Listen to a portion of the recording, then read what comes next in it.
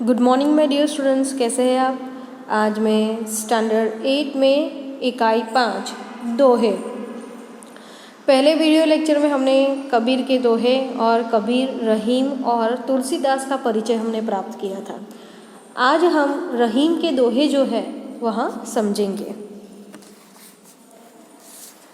रहीम, पहला जो दोहा है वह रहीमन वे नर मर चुके, जे कहूँ मांग न जाही, उनते पहले वे मुए, जिन मुख निकसत नाही। यहाँ पर रहीम जो है वह क्या कहते हैं कि वे मनुष्य मरे हुए हैं जो कहीं दूसरों के पास मांगने जाते हैं, परंतु उनसे पहले वे लोग मर चुके हैं जो मांगने वालों को देने से इनकार करते हैं। यहाँ पर नर शब्द दिया गया है। नर यानी कि मनुष्य। फिर जे शब्द का अर्थ है जो। फिर कहू शब्द का अर्थ है कही। फिर जाही, जाही यानी कि जाते हैं, उसका अर्थ है जाते हैं। फिर उनते, उनते शब्द का अर्थ है उनसे।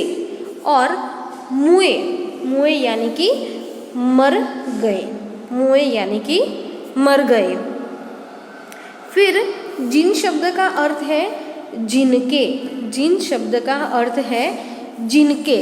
और निकसत का अर्थ है निकलता है, निकसत का अर्थ है निकलता है। और नहीं यानी कि नहीं।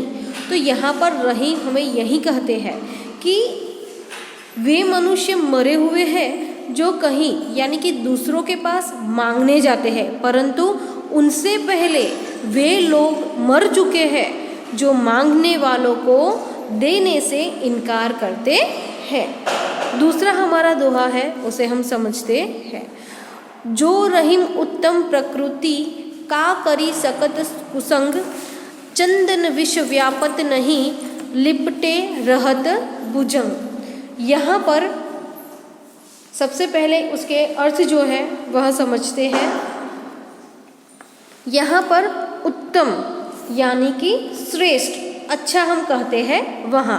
प्रकृति, प्रकृति यानी कि स्वभाव। का शब्द का अर्थ है क्या, का शब्द का अर्थ है क्या। फिर कुसंग शब्द का अर्थ है बुरी संगति, कुसंग का अर्थ है बुरी संगति। फिर यहाँ पर विष शब्द का अर्थ है जहर। व्यापत का अर्थ है फैलता है, फैलता है। फिर भुजंग यानी कि सांप, भुजंग यानी कि सांप। तो यहाँ पर रहीम कहते हैं कि उत्तम स्वभाव के व्यक्ति पर बुरे लोगों की संगति का बुरा असर नहीं पड़ता। कि जो व्यक्ति अच्छे हैं तो उन पर बुरी संगति का कोई असर नहीं पड़ता।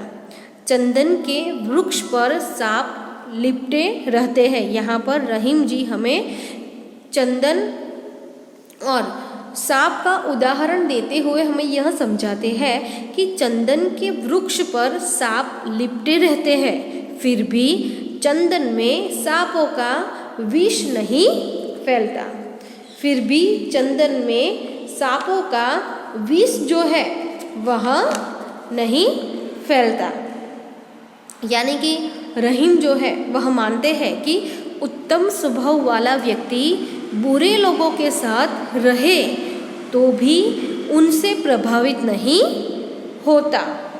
चंदन के पेड़ पर सांप लिपटे रहते हैं, परंतु चंदन में उन सांपों का विष व्यापत नहीं होता। सांपों के साथ रहकर भी चंदन उनके विष से अछूता ही रहता है। यानी कि इस प्रकार चंदन और भुजंग के उदाहरण द्वारा रहीम कहते हैं कि अगर व्यक्ति उत्तम कोटि का है तो वह संसार में रहकर यहाँ की बुराइयों से अलिप्त रहता है। तीसरा हमारा जो दोहा है उसे हम समझते हैं। बड़े बड़ाई ना करे, बड़े न बोले बोल, रही मन हीरा कब कहे, लाख टका मेरो मोल। यहाँ पर रहीम ने बहुत ही अच्छा जो सरल अर्थ है वो यहाँ पे हमें समझाया है, लेकिन उससे पहले हम उसके जो शब्दों के अर्थ है उसे हम समझते हैं। बड़ाई, बड़ाई का अर्थ है प्रशंसा, तारीफ। फिर टका, टका का अर्थ क्या है? रुपया। मोल का अर्थ है मूल्य, कीमत, जो हम वैल्यू कहते हैं वह। तो यह दोहे को हम समझते हैं कि रहीम कहते हैं कि बड़े लोग कभी अपने मुख से अपनी प्रशंसा नहीं करते। जो सचमुच बड़ा है वह कभी बड़े बोल नहीं बोलता, बड़ी बड़ी बातें नहीं करता। हीरा कभी नहीं कहता कि उसका मूल्य लाख रुपये है। आप सब जानते हैं कि जो बड़े व्यक्ति होते हैं, बड़े लोग होते हैं, वो कभी अपने मुख से अपनी तारीफ यानी कि अपनी प्रशंसा नहीं करते। लेकिन यहाँ पर यह भी बात हमें उदाहरण देकर समझाई है कि जिस प्रकार हीरा जो है तो उसका मोल बताने की ज़रूरत नहीं है। हीरा कहता है कि मेरा मोल इतना है, नहीं, उसको देख कर ही पता चलता है कि यह हीरा है तो उसकी कीमत कितनी बड़ी है। तो यहाँ पर हमें यही समझाया है कि रहीम हमें यही कहते हैं कि बड़े लोग कभी अपने मुख से अपनी बड़ाई नहीं करते, यानी कि प्रशंसा नहीं करते। वे कभी बड़े बोल नहीं बोलते। बड़ी बड़ी बातें कर अपना बड़प्पन दिखाना उनके स्वभाव में नहीं होता। जैसे हीरा कीमती रत्न होता है पर स्वयं अपनी कीमत नहीं बताता, उसी तरह बड़े लोग खुद कभी अपनी प्रशंसा नहीं करते। तो यह रहीम के दोहे जो है वह हमने समझे। अब तुलसीदास के दोहे जो है वह हम समझते हैं। यहाँ पर तुलसीदास के दोहे जो है वह समझते हैं। आवत ही हर से नहीं, नैनन नहीं स्नेह। आवत ही हर से नहीं, नैनन नहीं स्नेह। तुलसी वहाँ न जाइए, कंचन बरसे मेघ। बहुत अच्छा यहाँ पर दोहा जो है वह इसके द्वारा हमें तुलसीदास ने बहुत ही अच्छी बात जो है वह समझाई गई है कि कहा है यहाँ पर आवत शब्द का अर्थ है आने पर। आवत शब्द का अर्थ है आने पर। हिय, हिय का अर्थ है हृदय, हिय यानी कि हृदय। हर्षई, हर्षई यानी कि प्रसन्न होता है, हर्षई यानी कि प्रसन्न होता है।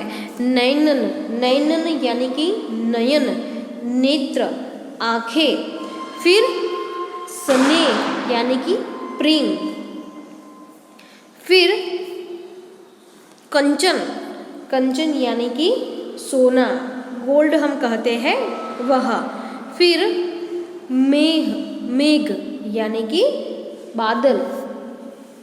तो यहाँ पर हमें तुलसीदास जो है वह कहते हैं कि तुलसी कहते हैं कि जिस घर के लोगों का हृदय तुम्हें आया हुआ देखकर हर्षित न हो, हमारे घर पर कोई भी मेहमान आते हैं तो हमारे आँखों में उनके प्रति स्नेह, आदर, प्रेम, सम्मान का भाव हमारी आँखों में होना चाहिए।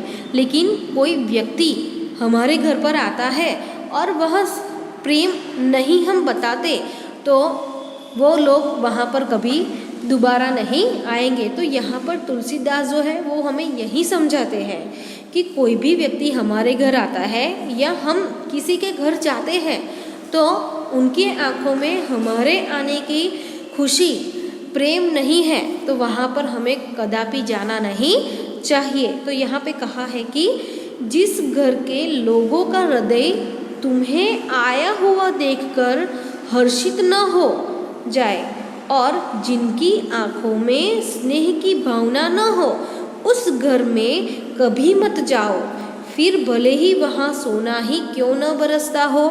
तो यहाँ पर तुलसीदास ने हमें बहुत ही अच्छी बात जो है वो यहाँ पर हमें समझाई गई है कि उनके घर पर हमें कभी भी नहीं जाना चाहिए कि हमारे आने से उनके आँखों में स्नेह प्रेम ना हो, हर्ष ना हो, तो भले ही वहाँ पर सोने की बरसात ही क्यों ना होती हो, लेकिन हमें वहाँ पर जाना नहीं चाहिए।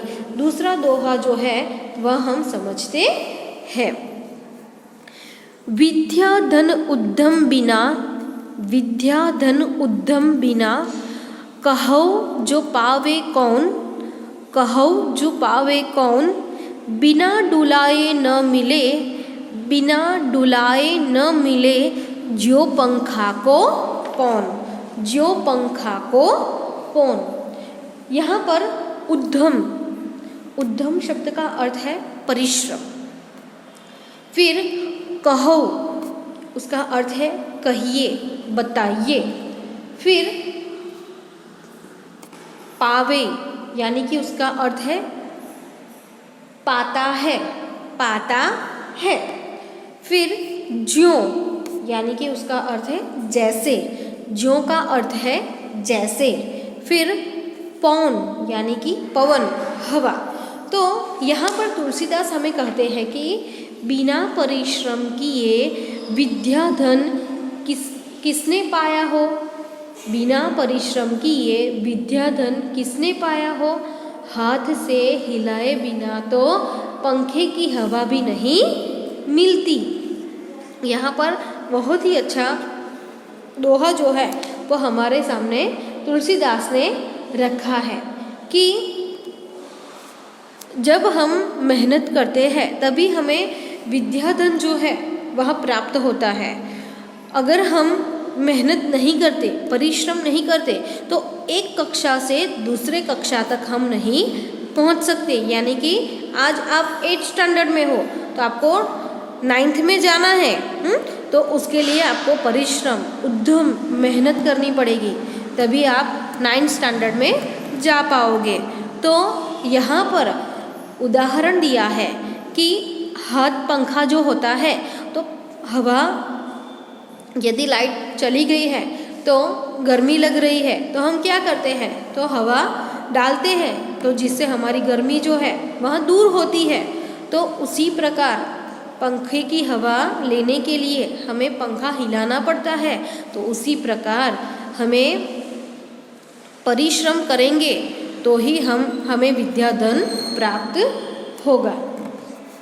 तो यहाँ पर हमने कबीर के दोहे, रहीम जी के दोहे, तुलसीदास के दोहे, यह तीनों दोहे जो है वह बारी बारी से हमने समझा। अब आगे के वीडियो लेक्चर में हम उसका अभ्यास जो है वह समझेंगे। धन्यवाद, थैंक यू।